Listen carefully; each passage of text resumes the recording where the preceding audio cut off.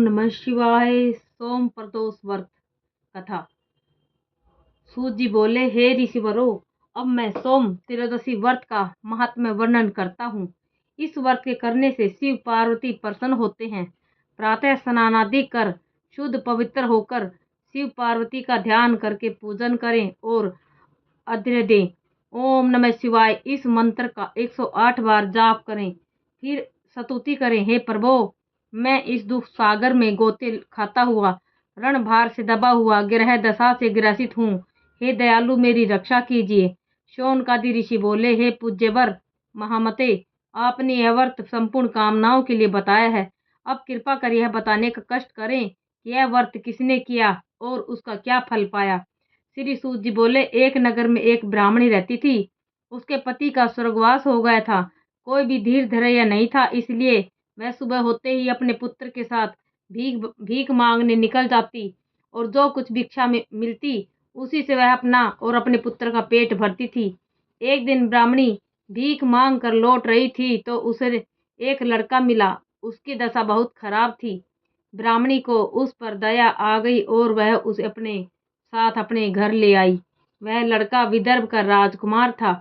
पड़ोसी राजा ने उसके पिता पर आक्रमण करके उसके राज्य पर कब्जा कर लिया था, इसलिए वह मारा मारा फिर रहा था। ब्राह्मणी के घर पर वह ब्राह्मण कुमार के साथ रहकर पलने लगा। एक दिन ब्राह्मण कुमार और राजकुमार खेल रहे थे। उन्हें वहां गंधर्व कन्याओं ने देख लिया और वे राजकुमार पर मोहित हो गई।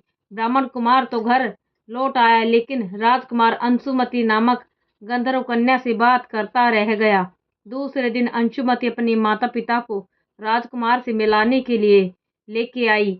उनको भी राजकुमार पसंद आ गया। कुछ ही दिनों बाद अंशुमति के माता पिता को शंकर भगवान ने स्वप्न में आदेश दिया कि वे अपनी कन्या का विवाह राजकुमार के साथ कर दें। फलतः उन्होंने अंशुमति का विवाह राजकुमार के साथ कर दिया। ब्राह्मणी को ऋषियों ने आज्ञा दे रखी थी कि वह सदा प्रदोष का व्रत करती रहे। उसके व्रत के प्रभाव और गंधर्वराज की सेनाओं की सहायता से राजकुमार ने विदर्भ से शत्रुओं को मार भगाया और अपने पिता के राज्य को पुनः प्राप्त कर वहां आनंद पूर्वक रहने लगा। राजकुमार ने ब्राह्मण कुमार को अपना प्रधानमंत्री बनाया। राजकुमार और ब्राह्मण कुमार के दिन जिस प्रकार ब्राह्मणी के प्रदोष व्रत की कृपा से फिरे, उसी प्रकार शंकर भगवान अपने दूसरे भक्तों के दिन भी फेरते हैं। तभी से प्रदोष व्रत का संसार में बड़ा महत्व है। शौनक ऋषि सूत जी से बोले, कृपा करके अब आप आगे की कथा सुनाइए। ओम नमो भगवते वासुदेवाय नमः।